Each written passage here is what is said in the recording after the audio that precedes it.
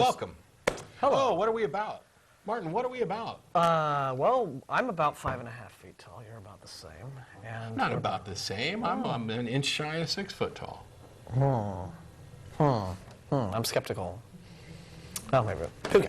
What are we about? Well, we're about talking to people about this interesting thing called religion and belief and disbelief and non-belief.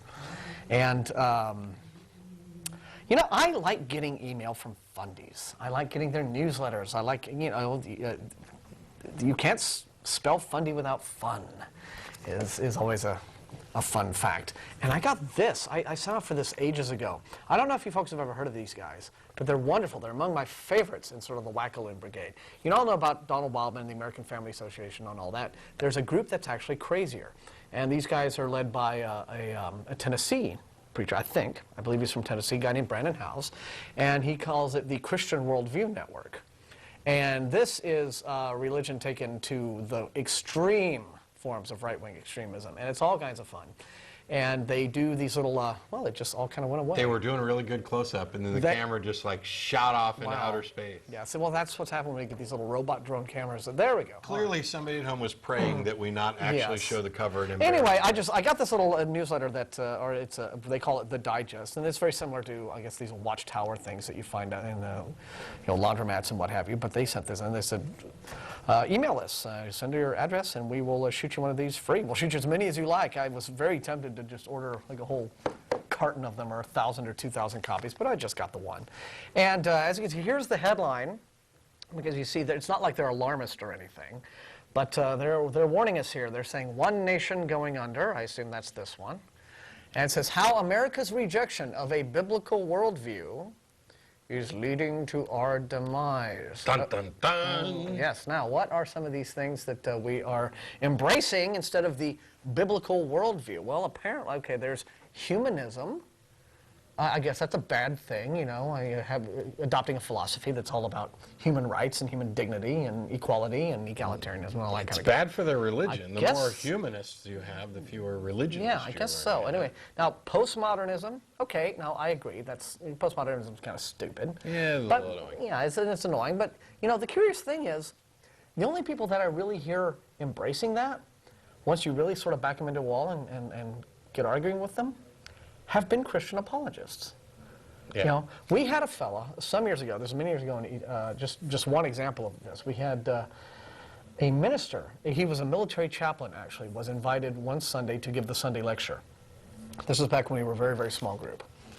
And he was supposed to lecture on a specific topic, as our lecturers usually are. He was supposed to lecture on the topic of atheists in the military, atheists in foxholes. Like, how does the military deal with, you know, okay, you're dead, you're dying, you know, you're out there bleeding out on the field, comfort me, or whatever. You know, how does, or even does the military respect non-belief among the many faiths that soldiers presumably hold, right? Well, he didn't talk about that. It essentially turned into a sermon. It was a Convert the Atheist Day, but he tried to do it in a very sort of easygoing fashion. So, and he began by throwing out a bunch of assumptions that he thought we would agree with. He said, okay, well, here's some areas where I think, you know, on a very basic level we'll see eye to eye, and then we'll go to from there.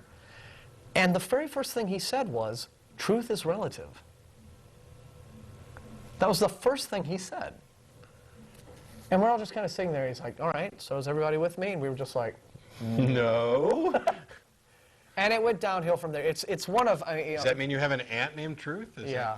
So anyway, it all just got worse from there. I mean, the poor fellow just got dogpiled after that. By the way... And I think it unfortunately has... you know, there's now, I guess, been some sort of unofficial policy that it's maybe not a good idea to have theists, or at least ministers, come and give the Sunday lecture. Although we'd be happy to have... We'll be happy to have one if they don't just go off topic right at the outset and look at it as a... Or if they're interested in a debate, in an actual formatted, even an informal debate, but at least something with a little bit of structure. By the way... but anyway, we're getting off the... You're a filmmaker. Yes.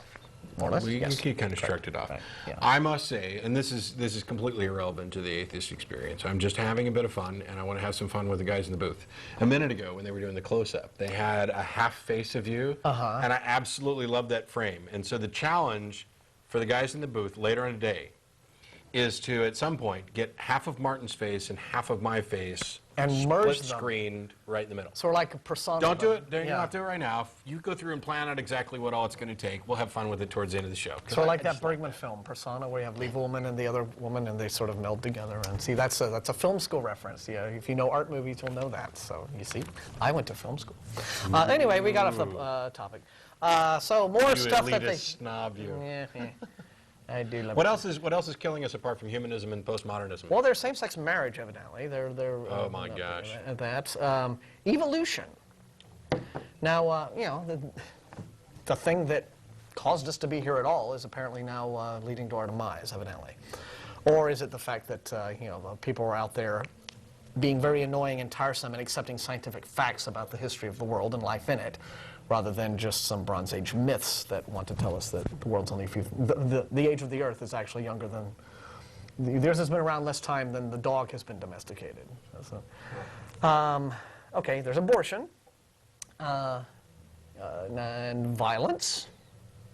Yeah. And, you know, because religious people are never violent.